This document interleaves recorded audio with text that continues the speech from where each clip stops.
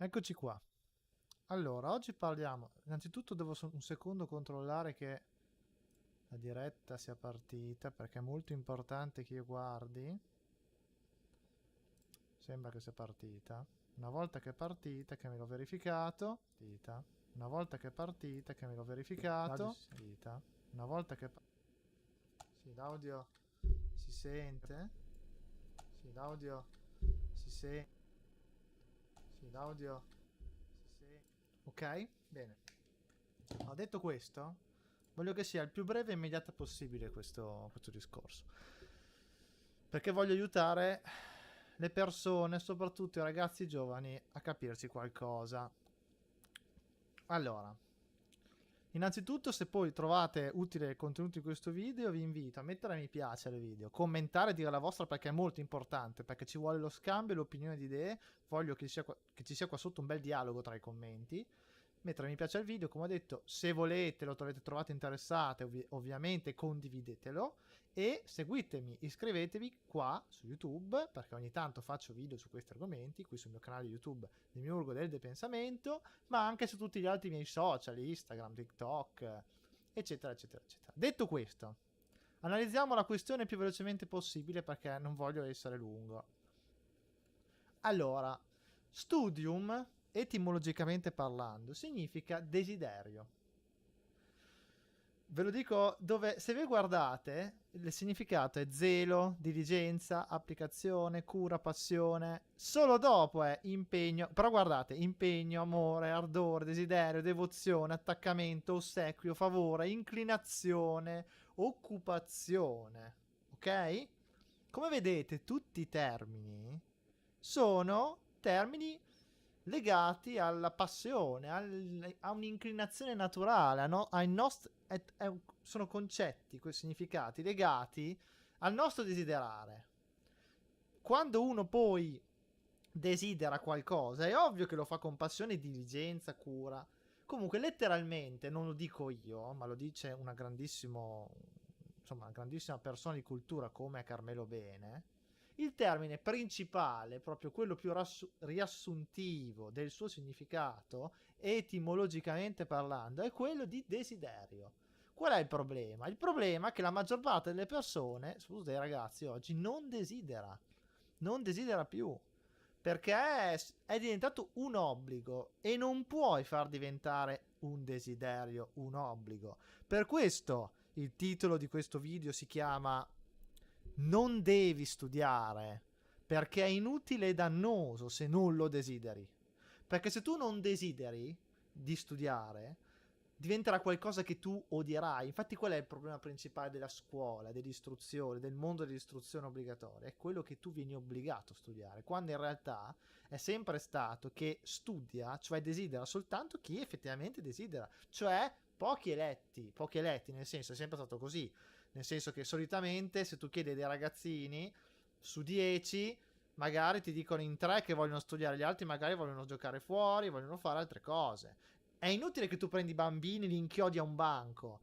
Vengono inchiodati a un banco perché se voi adesso vi consiglio due opere fondamentali, tra cui una è Descolarizzare la società, di questo filosofo che è Ivan Illich, Descolarizzare la società, questo ve lo consiglio assolutamente, prendetelo e leggete. Una società senza scuola è possibile? Vi leggo: la scuola obbligatoria, la scolarità prolungata, la corsa ai diplomi, l'università di massa, differenti aspetti di quel medesimo falso progresso che consiste nella preparazione di studenti orientati al consumo di programmi scolastici e di merci culturali studiate per imporre il conformismo sociale, l'obbedienza alle istituzioni.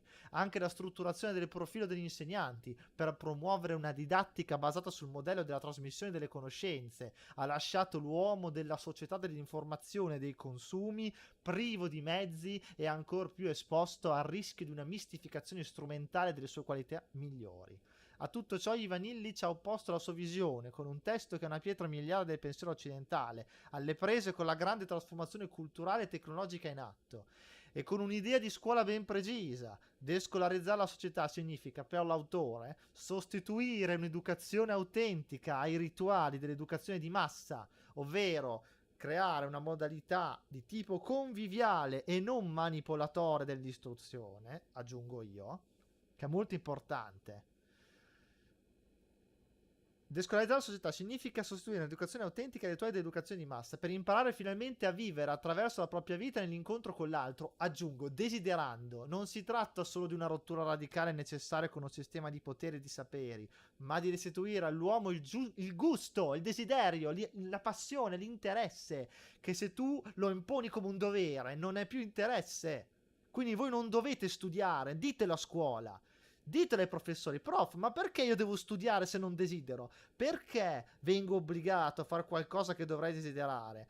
O meglio, magari voi non desiderate la matematica, però desiderate la letteratura. Ed è quello che dovete concentrarvi, ragazzi, perché in sé queste cose, matematica, se non vi piacciono, non servono a niente, a nulla. Le cose della scuola, il sapere, è inutile, per definizione, come tutto.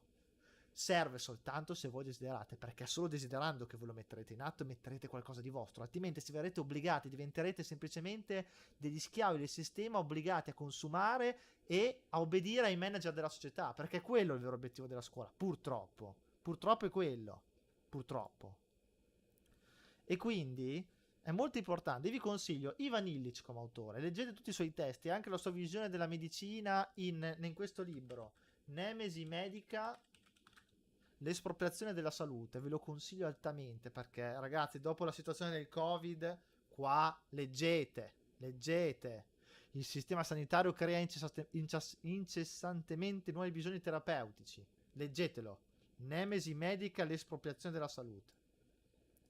Un altro autore molto importante in questo senso, molto importante, è Silvano Agosti, che anche lui ha una visione della scuola molto positiva, molto alla Illich, ma anche dell'amore, di tutto, del lavoro, della società. Ragazzi, guardatevi i suoi video, guardatevi i suoi documentari, d'amore si vive, matti da slegare, guardate Silvano Agosti, studiatelo, se lo desiderate, aggiungo, perché è molto importante come autore. Lui ha una visione della scuola veramente naturale, veramente genuina.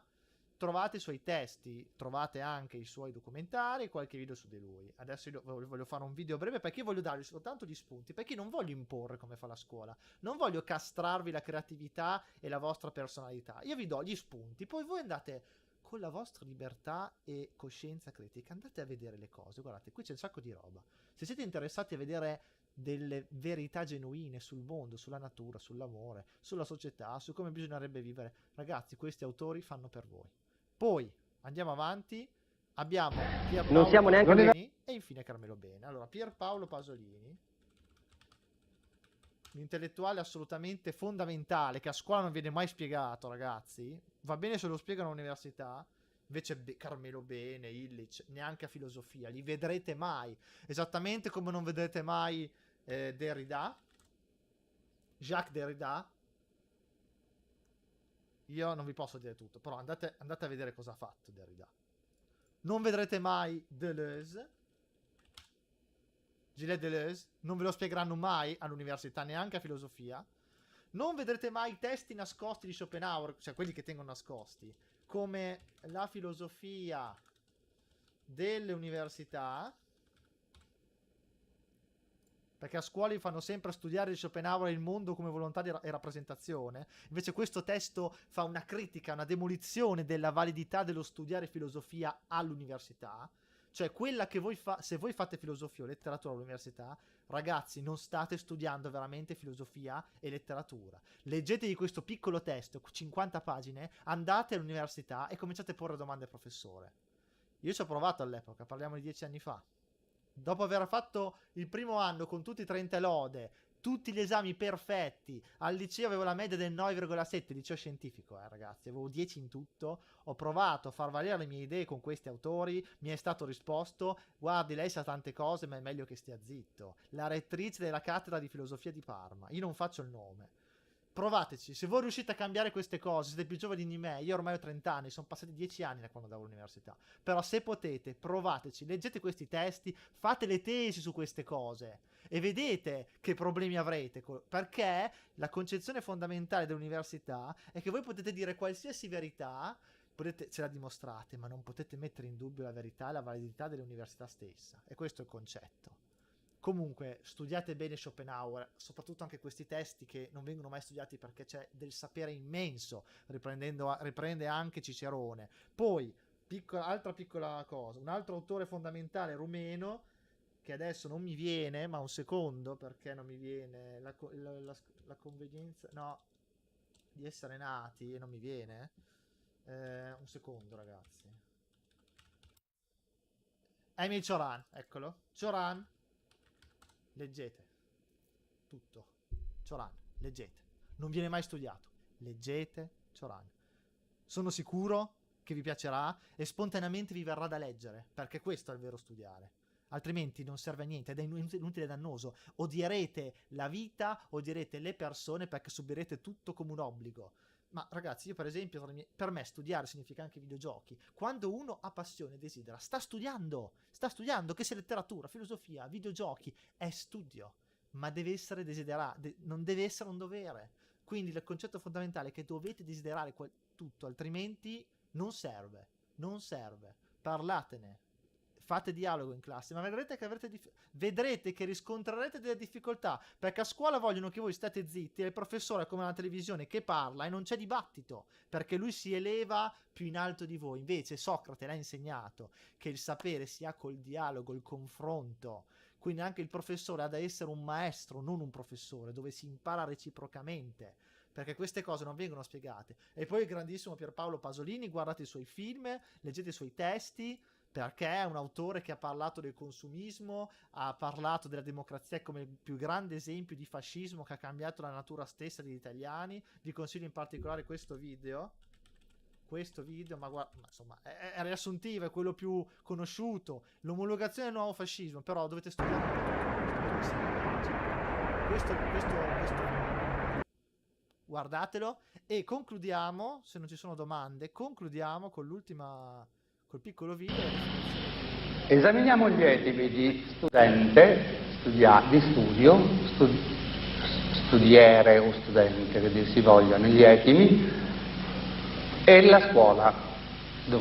Dunque, la scuola Dante negli etimi è il corpo insegnante, laddove si insegna, non mai laddove s'apprende qualcosa. O poi scoles, cioè greco. Dall'etimo greco invece la scuola vuol dire congrega, confraternita.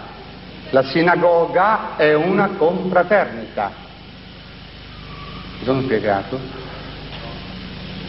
E comunque il termine di scuola, come sinagoga, come confraternita, come congrega, sta a significare esattamente il termine riposo. Laddove non si studia, laddove la palestra ci si va a rilassare a dispetto del corpo insegnante. Questa è la scuola. Lo studente o lo studiere, sempre nei dizionari degli etimi, si configura invece come colui che desidera, niente di meno, desiderare. E allora, vedete che scuola, studiare e lo studio sono due, è un'antitesi, cioè non può convivere, non c'è nulla da scioperare.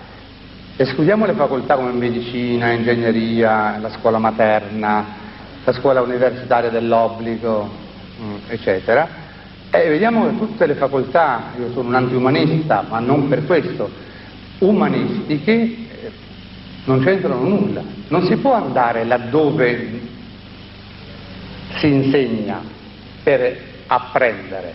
Per apprendere bisogna disapprendere. Quanto si apprende poi si fa doppia fatica. Quindi sono ore buttate via. Quindi non bisogna invocare lo Stato. Lo Stato deve smettere di governare. Lo Stato detta sempre dei codici, se no si finisce nella rappresentazione. E ogni rappresentazione è sempre comunque, ai noi, rappresentazione di Stato. Non so se sia chiara l'antitesi tra studio e scuola. Si studia desiderando, questo è lo studio. La scuola invece è la palestra dell'ozio, per gli scioperati, per chi ha tempo da perdere. Salvatevi finché siete in tempo! Chissà come conta il rettore.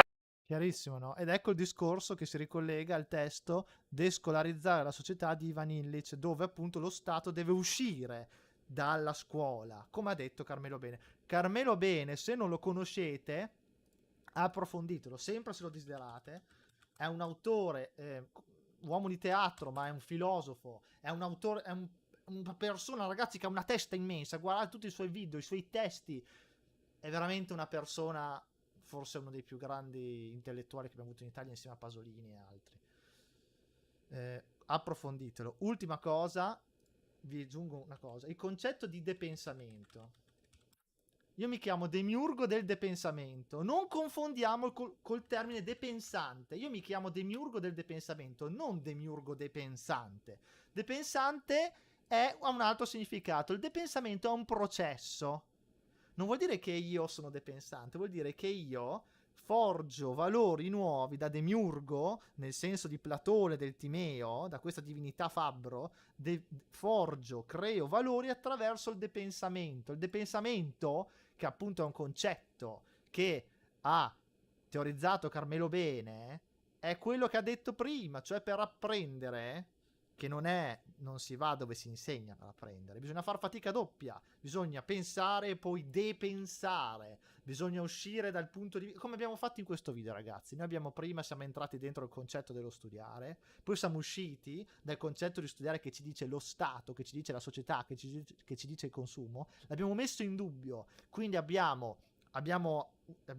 negato quello che abbiamo studiato, quello che ci è stato obbligato a studiare, e con passione, con desiderio abbiamo negato questo concetto con la nostra creatività interiore, e quindi abbiamo depensato, cioè abbiamo fatto fatica doppia per poi avere la visione oggettiva del concetto di studiare. E quindi è questo il depensamento. Non significa depensare, non significa essere deficienti, non significa non pensare, come qualcun altro fa credere. Lasciamo perdere qui perché è un canale famoso. Comunque, spero che sia chiaro. Io non vi tedio più, ho voluto essere veloce. Mi raccomando, fate vedere questo video a scuola, ai vostri professori. Cercate di instaurare un dialogo nei luoghi di, virgolette, studio, perché altrimenti la vita farà schifo. Nel senso che se fin da piccoli vi uccidono il desiderio, è la fine. Diventerete semplicemente dei consumatori acritici, dove praticamente l'unico obiettivo, che è quello che vuole lo Stato, è quello che più voi vi sottomettete la vostra coscienza critica, più voi andate avanti, perché più voi pensate, più avrete ostacoli davanti, perché siete un problema, perché voi dovete omologarvi, dovete semplicemente consumare, e questo non deve succedere. Aspetto i vostri commenti, se il video vi è piaciuto mettete mi piace, condividetelo, seguitemi sui social, su YouTube, iscrivetevi se vi è piaciuto. Alla prossima.